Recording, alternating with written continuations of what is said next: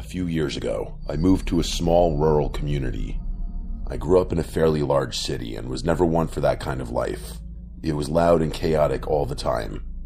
As soon as I was old enough and could afford it on my own, I moved away. The town I moved to is very small. The surrounding forests and mountains are beautiful, no matter what season of the year it is. It almost blows my mind that this little town isn't more of a tourist trap in the summer and fall. The quiet little town doesn't have much. A few restaurants, a couple bars, a gas station which also does repairs, one supermarket, a small police station, and that's basically it. Even the closest Walmart is like an hour away. My little paradise of a town is really off the grid, and I wouldn't want it any other way. I've been living in this town for over 3 years now, and other than one horrible day, it's been great. But even peaceful towns can sometimes have dark secrets. When I first moved to town, I got a part-time job at the local supermarket. I used to manage one of the grocery store chains in my hometown, so I had a lot of experience. I would go in first thing in the morning and unload the trucks and stock the shelves of the small store. The owner offered a management position, but I turned him down. I only wanted to work part-time, basically so I could have a little extra spending money and an excuse to get out of the house. I have a part-time job that I do online as well, and that's the bulk of my income. I wanted as much free time as I could possibly afford so I could hike and fish as much as possible. There's so many woodlands in this area that it would take me a lifetime to hike them all. Of course, I'm up for the challenge. So every day off, rain or shine, I would find a new area to hike, and I would head into the woods for the entire day. It didn't take me long to start this new lifestyle. Almost immediately after moving into town, I started hitting the trails and trying to meet the locals. At night, I would grab a bite to eat in town, and I learned quickly that everyone in the area was unexpectedly pleasant. Everyone except one. I'm referring to a man named Hector. I should say that Hector wasn't mean or rude. He was just strange, like on another planet strange. The first time I met Hector, I was just arriving at work a little after 5 in the morning, and he ran up to my car window as I was getting out of the car. Where I'm from, if someone does this, you punch them in the face before they can hit you, but not here. I put my hands up in a defensive position and started yelling at him. He screamed in my face and skipped away, legitimately skipped. As I was standing there, confused out of my mind, one of my coworkers came up to me and told me that his name is Hector, and he's harmless. Apparently, he's lived in or near town for a long time, but nobody knows exactly where he lives. Everyone assumes he's homeless and probably lives under a bridge somewhere. They just leave him alone and let him wander around because he isn't hurting anybody. It was alarming for him to scream in my face, but if everyone in town claimed he was harmless, then I just went along with it. For the next few weeks, I would see Hector everywhere. It didn't matter if I was going to work at the crack of dawn or leaving the bar after 11. I would see him just wandering the streets. He was a short guy, but strong-looking. He was built like an ox. He couldn't have been taller than 5'3" at most. He was always wearing the stained white tank top and wore royal blue pants. I couldn't tell if they were jeans or sweatpants. He had a long, dirty gray beard, and his hair was in a ponytail, even though he was bald on the top of his head. And even with this strange appearance, the most notable thing about Hector was the skipping. Every time you'd see him moving, he'd skip. His blissful ignorance was almost envious sometimes. One morning when I was driving to work, I saw Hector standing on the corner facing the opposite direction of my car. As I was approaching the intersection, I saw him waving to someone. When I passed the intersection, I could see now that he wasn't waving to anyone. He started talking to someone and looked very animated, even though nobody was there. I just continued driving and minding my business. Honestly, it's not that weird for someone in Hector's position to talk to themselves, especially if they're not a danger to themselves or others. I couldn't care less what he was doing. That next weekend, I hit the woods on my day off. I spent a few hours hiking a part of the forest I hadn't been to yet. While I was deep in the forest, I thought I could hear the sound of a voice echoing through the trees. Hearing any kind of voice this deep in the woods is alarming. Remember, this isn't like a trail you'd find at a park or something.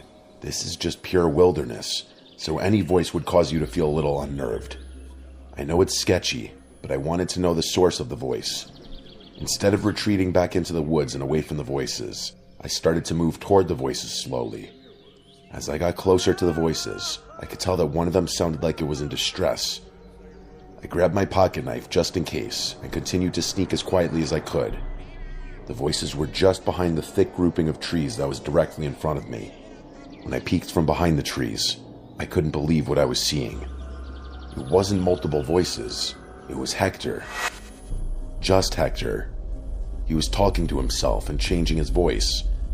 One of the voices was angry and belittling, calling him a coward, among some other not very nice things. Then, like the snap of a finger, the angry voice started to weep. He was begging for forgiveness. One of the most terrifying things is that each voice sounded completely different. I decided to stay hidden behind the tree. I wasn't about to engage with him. While I was hiding behind the tree, the angry voice came back, and without even looking, he screamed, "He's hiding behind the tree. This time you can't let him get away." I watched Hector get up and looked directly at me through the trees. For the first time since I had met Hector, I could see genuine rage in his eyes. I took a step back from the trees, trying to process what was happening. I didn't have long because right at that moment, Hector charged at me, screaming. He wasn't skipping anymore, he was sprinting, and he was much faster than I thought he would be. I continued running back toward the direction of where I had started the hike. For a while, I could hear Hector right on my tail. He kept screaming that I was not going to get out of the forest alive. He would laugh and then scream. Every few minutes, it sounded like he was right behind me, about to grab me, but he never did. Eventually, I didn't hear anything. I finally made it back to where I started, and I instantly ducked down and looked all around the woods. Hector was nowhere to be found. I got to town and went to the local police station and told them all about Hector. The sheriff almost didn't believe me. She couldn't imagine Hector acting with such anger and rage. I told her roughly the area of the woods I was in, and she looked like she turned white as a ghost. She couldn't believe Hector was out there for starters. This was several hours worth of hiking into the woods, but she told me that isn't even the most disturbing part. Right around the area in the woods I was describing, she told me they found the remains of one of the local men from town years ago. She told me that it was disturbing and saddening for the entire community. They never found out who did it, and it's one of the only dark blemishes on an otherwise peaceful town. She started to wonder if maybe Hector had something to do with the horrible crime. She was trying to remember exactly when Hector started appearing in the town. She said her memory was fuzzy, but she was pretty sure that Hector started showing up in town around the time they found the remains. She asked if I could take her to the exact location because she wanted to bring Hector in for questioning. At the very least, she wanted to know why he attacked me and if it was safe for him to still be wandering around. We basically ran to the area in the woods, but Hector was gone. Our sheriff, who was now retired, started to get emotional because this was almost the exact same spot they found the remains all those years ago. They never caught Hector. Nobody in town ever saw him again. It's like he just vanished in the woods that day. I still go out and hike every chance I get, and every time I go, I still expect Hector to jump out of the trees and continue chasing me. I always have my knife on me just in case. Sometimes, even the most harmless-looking people can cause the most damage. I have no idea if Hector was responsible for that horrible crime, but after how I saw him acting in the woods, it wouldn't surprise me. I remember asking why Hector wasn't questioned when they found the remains, and nobody could really give me a solid answer. Now that I've lived here for a few years, I assume it's because these people just aren't equipped to deal with crimes of that magnitude. I don't know this for sure, but I'm assuming there wasn't a lengthy investigation. After writing and reliving this, I still can't believe this happened. It still feels surreal to me. My advice to anyone who hears this is to always pay attention, because you never know what evil could be on the inside of someone, even someone as harmless and seemingly happy as Hector appeared to be.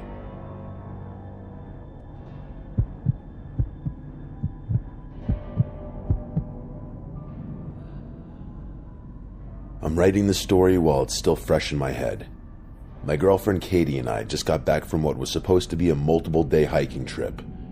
The reason I'm writing this down is that I'm not exactly sure what happened to us. The more I think about it, the more I start to spiral down a rabbit hole of insane thoughts. 3 days ago, we started this long, planned-out hike in the mountains of upstate New York. If anyone's familiar with that area, they'll know just how beautiful it is. When people outside of New York State think about New York, they tend to only think about the city, but there's so much more to this state. I would argue that the nature here in New York is vastly underrated. Our planned trip was supposed to last 4 days and 3 nights. a chance to get off the grid and just be alone with each other and nature. We love to hike and be outdoors. We've hiked forests and mountains all over the country, so this trip wasn't anything out of the ordinary. The first day went smoothly. Other than some patches of rain, we didn't have any other issues. We set up a tent, ate some food, and turned in for bed so we could get an early start on our hike tomorrow morning. During the night, I woke up and noticed that Katie was sitting up. She looked scared, which is out of character for her. I asked her if she was okay, and she sort of tripped over her words at first. Eventually, she got the words out. She told me that she heard something outside the tent, something that freaked her out. Initially, I thought it could have been an animal like a deer because they're everywhere up here, but that wouldn't have caused her to be as freaked out as she was. I told her I'd take a look, and as I reached for the zipper inside the tent, she gasped and grabbed my hand. She begged me not to open it. I still had my hand on the zipper, looking at Katie, trying to figure out what could have scared her this much. My thought at the time was that she might have had a bad dream and was still in that half-dream state. While I was contemplating what to do next, I watched Katie freeze. This time, I heard it as well. Outside the tent, I swear I could hear someone walking around. We both sat quietly and listened to the footsteps walking around outside. The way the footsteps sounded, it was clearly not an animal. Whoever was outside just kept walking around the tent. Every couple of minutes, the person would giggle. She had a high-pitched laugh. Neither one of us had any idea what to do. It may have been stupid, but we decided our best course of action was just to stay put until dawn and hope that whoever was outside the tent was gone. I'm not sure exactly how long she was outside the tent, but eventually, the sound of her walking around stopped. For a few hours, we heard nothing except the quiet forest. Usually, this sound is our favorite thing in the world, but on that night, the quiet forest had us on edge. At dawn, I slowly left the tent. Thankfully, we were alone. I felt relief for about 5 seconds. As soon as I fully left the tent, I noticed that there were strange rocks all over our little campsite. Rocks I know were not there the night before. These rocks were also stacked and arranged strangely. Katie was ready to pack up and go home, but the idiot that I am convinced her to keep going ahead with our planned hike. The events of the previous night were horrible, but I was confident that it had to be someone messing with us. I couldn't come up with any other rational explanation. The entire day, Katie kept looking over her shoulder. She was convinced we were being followed. Every time I would stop and look around, I wouldn't see anything. We only hiked for half the day. Katie was all done, and I didn't blame her. We set up our campsite and got ready for the evening. Katie begged me to head back tomorrow. If we left at dawn and basically jogged, we could most likely cover all the ground from the last day and a half. The whole point of these hikes is to enjoy them, and she was not enjoying herself. That night, I was sure she wasn't going to be able to sleep. I was wrong. She must have been exhausted. She passed out as soon as her head hit the pillow. It took me a while, but I finally started to get sleepy. Just as I was about to fall asleep, I could hear someone whisper. It jolted me awake. I looked next to me in the tent to see if Katie was awake. I thought that maybe she whispered something to me, but she was still out like a light. Then I heard the whisper again. It was a soft female voice, and she said, "Come outside, Artie." I couldn't believe I just heard my name. Then a different woman's voice said, "Yeah, Artie, please come outside, we're waiting." I didn't react. I didn't do anything except sit completely still. Katie was still asleep, and I didn't know if I should wake her up and cause a panic, or just ignore this like the previous night. They didn't whisper anymore, but I could hear them running around the tent. It wasn't like the previous night when they were walking. They were for sure running now. To make things worse, while they were running, they started to laugh uncontrollably. These high-pitched laughs were the worst thing I've ever heard. It was like they were cackling. During the laughing, one of the voices got much deeper and louder, and she shouted, "Come outside now." With the loud voices and all the activity outside the tent, Katie was now awake.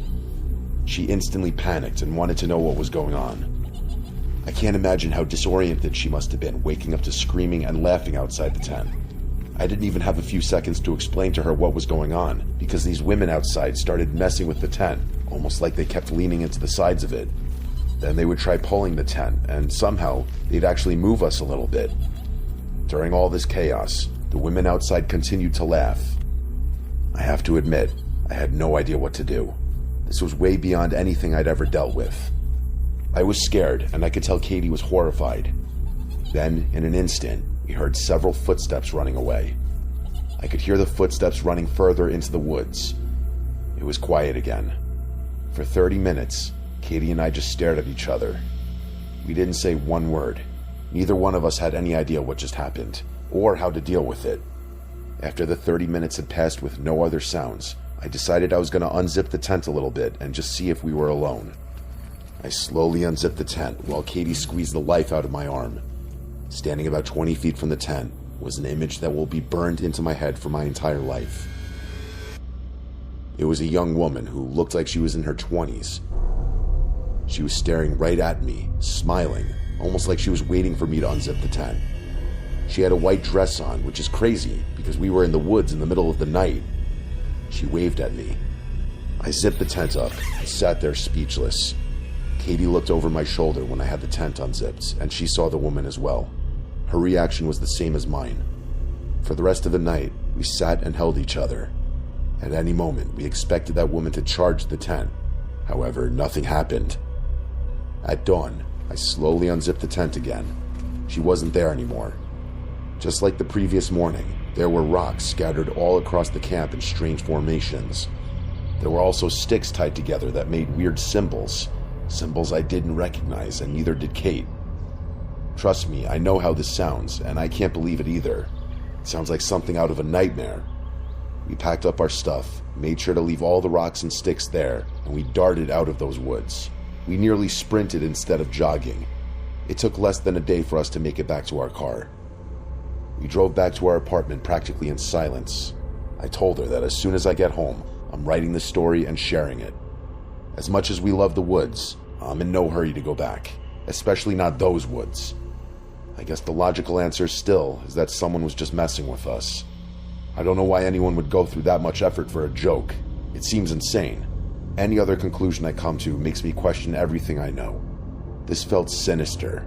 I mean, how the hell did she know my name? I hope we can move past this. It makes me think maybe monsters really do exist.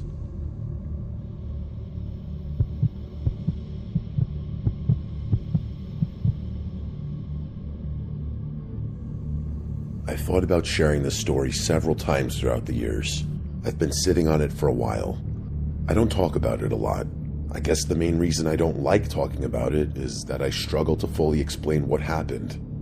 Every year since we graduated high school, my friends Theo and Carlos, along with me, would spend a weekend in the woods. Something we still do today, even though we're all married now. It's a tradition we started. No matter where life takes us, we always get together at least once and spend quality time together. When we were kids, we loved exploring. We'd trek the woods in town where we grew up. One thing we were obsessed with was caves. We found a cave while we were walking through the woods when we were 16. As we got older, we would go further out into the woods searching for caves. That was our thing. Over the years, I think we've only found 3 or 4 caves. As we got older, our trips were more for friendship than exploring. Our little expeditions were safe, and the biggest risk we would have was just wildlife, which, even after all these years, was never an issue for us. One day, while we were together on one of our trips, we stumbled across a cabin that was legitimately in the middle of the woods.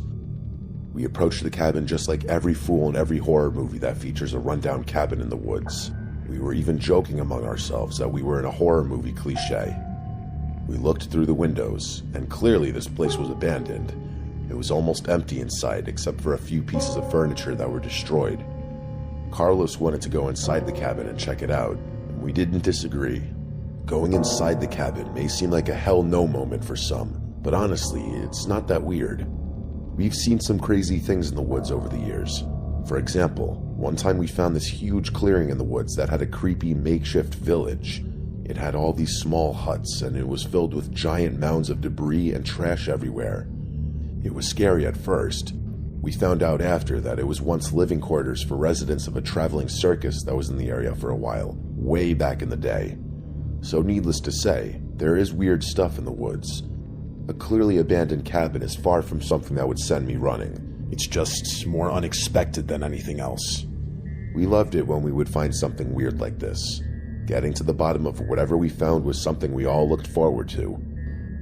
As we walked inside the cabin, I had already started to ask myself questions. First, why was there a cabin so far out in the woods? I should mention that it's a stretch to refer to this as a cabin. It was like a large shed just built with wood. I feel like it's just easier to call it a cabin. The whole building was one room. There was no plumbing, no electricity, and no roads that led to or from it. It felt like the air was dry in there, almost hard to breathe. Carlos started to pick through some of the pieces of the broken furniture to see if anything was salvageable, but it wasn't. There wasn't much to investigate in there, since it was just a big square. While we were standing there talking, we kept hearing a weird sound we couldn't identify right away, which was weird given how small the cabin was. It sounded like something dragging in the dirt, not a typical noise you hear in a cabin or any other house. The sound was coming from underneath us. The cabin didn't have a basement, at least not one we could see, so hearing this noise was strange. I even put my ear to the floor so I could listen, and while I was down there, it was unmistakably a noise coming from under the floor. I got up and started kicking the broken furniture around, looking for a latch or a small door in the floorboards. In the far left corner of the cabin, underneath some dust and debris, was a rusted handle on the ground. I had to open it and see what was under this cabin. I lifted the door, and the odor coming from the dark underneath the cabin almost made me throw up. It just reminded me of rotten meat. I grabbed a bandana from my backpack and wrapped it around my nose. It didn't fix the issue, but it made it slightly more manageable. Before descending the ladder, I tried looking around to see if I could see what was making the noise. It was too dark to see anything, but the noise was louder, and I could say with 100% certainty that the noise was for sure coming from down there. As I went down the ladder, the first thing I noticed was how unnaturally cold it was down there. It was like that cold feeling of being in a basement, but way worse. I used my flashlight and looked around the dark room. The ground was stones, and the only other thing I could see was 2 giant structural beams on each side of the room. Carlos and Theo asked if I saw what was making the noise, and before I told them no, I got a different answer. Limping from behind one of the structural beams was a normal-looking guy. He had a green t-shirt with a pair of jeans. He was clean-shaven with dark hair that was on the messy side. As soon as he limped past the beam, I yelped. It startled me so bad that I couldn't even scream properly. But the man didn't acknowledge me at all. He just kept limping from the left side of the room to the right side. He was dragging his right foot on the ground. That was the sound we heard before finding the dark room. The man didn't seem well, even though he wasn't that old. Not only was he limping and dragging his foot, but he was also breathing heavily. I shouted to the man, asking if he was okay. I could hear Carlos yelling at me to shut up and leave him alone. Theo came halfway down the ladder, saw the man limping, and went right back up. I don't blame him. After I shouted a few times, asking if he was okay, he still didn't even acknowledge my existence. I moved a little closer to him, and I noticed that he was mumbling something under his breath. Whatever he was saying, it was clearly not English, although I'm not a linguistics expert. I was a few feet away from the man, and he stopped limping and stood completely still. He turned just his head to look at me. Then he turned the rest of his body. After that, he didn't move. He wasn't mumbling anymore, and he wasn't breathing heavy either. I started to slowly back away and head back toward the ladder. The entire time, he didn't move a muscle. I grabbed the ladder, and when I did, the man took a step toward me, just one single step, and then he stopped again. Everything about this was terrible. I climbed up the ladder as fast as I could. I told Carlos and Theo we needed to leave. Whoever was down there was not well, and I was pretty sure he could have been dangerous. We looked down the ladder one last time, and standing at the base of the ladder, staring directly up at us, was the man. He wasn't moving, but he did have one hand on the ladder like he was thinking about climbing up. I'll never forget those horrible, lifeless eyes staring directly at us. We all ran out of the cabin. We just kept running. I remember thinking maybe this guy was in trouble, and we just left him, but that thought didn't really last long. I can't articulate and explain why this felt wrong, but it just did. We got out of the woods and decided to report the cabin and the man to the local authorities, just in case he was in some kind of trouble. From what I was told, they did investigate the cabin, but they didn't find anybody down in the dark room, or any evidence that would suggest somebody living in that cabin. They even looked at missing person reports to see if anybody was potentially missing, but nobody matched this man's description. Even the police couldn't fully explain why this cabin was all the way out in the woods. I have no idea what we stumbled across that afternoon. It seems like a mistake. Maybe we're the bad guys for breaking into that guy's cabin, although I don't think that's accurate. As much as I would love to know what that man's true intentions were, I'm happy we made it out in time to not find out if they were bad. My gut tells me we came across something evil, but my brain tells me that can't be true. We still get together every year to hike, but we're even more careful now. I promise you this, if we ever stumble across another cabin in the middle of the woods, I'm gonna run as fast as I can in the opposite direction so I never experience anything like this again.